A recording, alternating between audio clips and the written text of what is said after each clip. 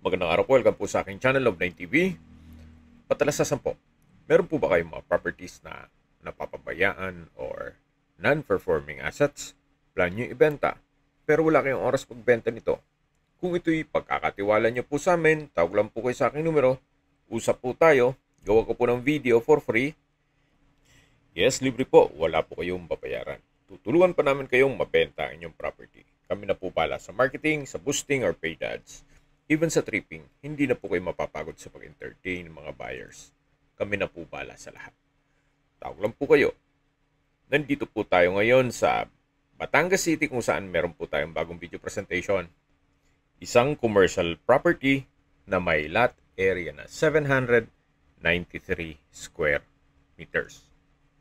May frontage po ito na 17.74 meters. Along 4-lane highway. Then may access na rin po dito ng tubig, kuryente at internet provider dito sa area.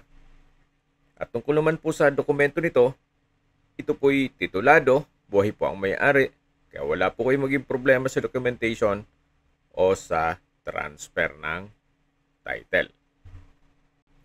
Napaganda po ng lokasyon nitong property, gawa ng malapit din po ito sa Startol at Balagtas Bypass Road.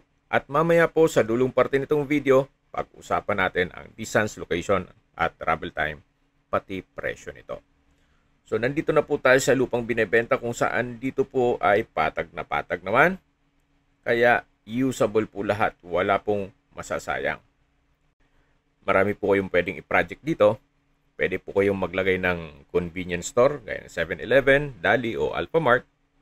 Then pwede rin pong restaurant, gas station, lodging house o hotel, pwede rin pong warehouse at commercial building.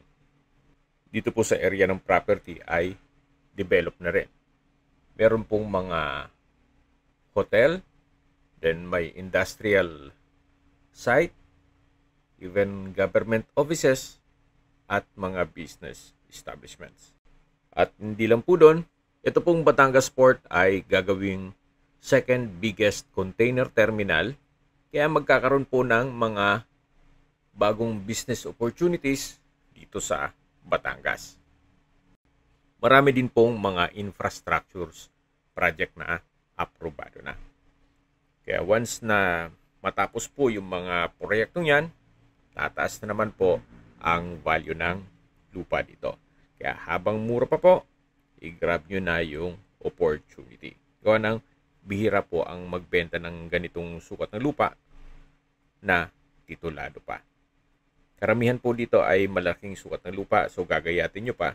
At least ito, clean title na at ready for transfer.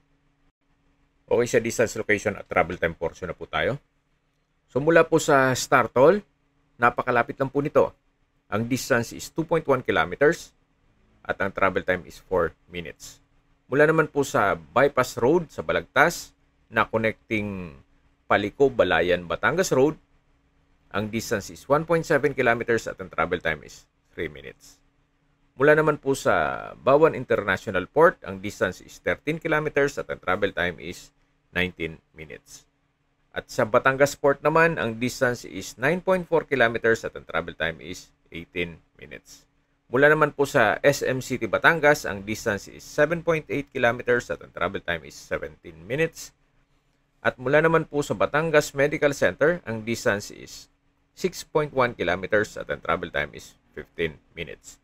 At yan po yung lagi kong binabanggit sa aking video na dapat yung i-consider sa paghanap ng property, yung meron pong malapit na hospital. Hindi ko naman po sinasabing sakitin kayo, yan naman po for emergency purpose lang naman. At mula naman po sa Manila o sa airport, ang distance is 95 kilometers at ang travel time is 1 hour and 37 minutes. Okay, sa presyo na po tayo. Nag-markdown price na po si owner mula 25,000 pesos per square meter down to 21,000 pesos per square meter net. Ibig pong sabihin, si buyer na po ang sasagot sa lahat ng taxes at expenses with regards to documentation. At ang pakiusap po ni owner, makipag-transact lang siya sa mismong buyer, hindi po sa broker o sa trustee. Kung may mga katanungan po kayo, tawag lang po kayo sa aking numero. At sa mga kababayan naman natin na sa ibang bansa, meron po akong Telegram. Sa mga iPhone user naman, may iMessage. Meron din pong Imo, Skype, Viber at WhatsApp. Same number lang po, 0917-316-3399. Sa mga nagtatanong naman po ng aming Facebook, meron po aming Facebook page na Nov9TV at Facebook Reels Video. Meron din pong TikTok at Instagram. May ibang YouTube channel po kami na The Nov9TV channel at Nov9TV Listings. Sana po naibigyan nyo ang video presentation. Paki-like and subscribe na lang po sa aking channel para ma-update din po kayo sa aking future listings. Kung sakali po hanap nyo yung mas malaking sukat na lupa, meron din po kami ibang listings na pwede nyo pagpilian. Huwag po kayo mag-atubiling tumawag sa amin, then let us know your budget para malaman namin kung anong property pwede naming i-alok sa inyo. Sa lahat pong viewers, subscriber at nagtiwala po sa amin, salamat po sa suporta. Ingat po kayo lagi at yung pamilya.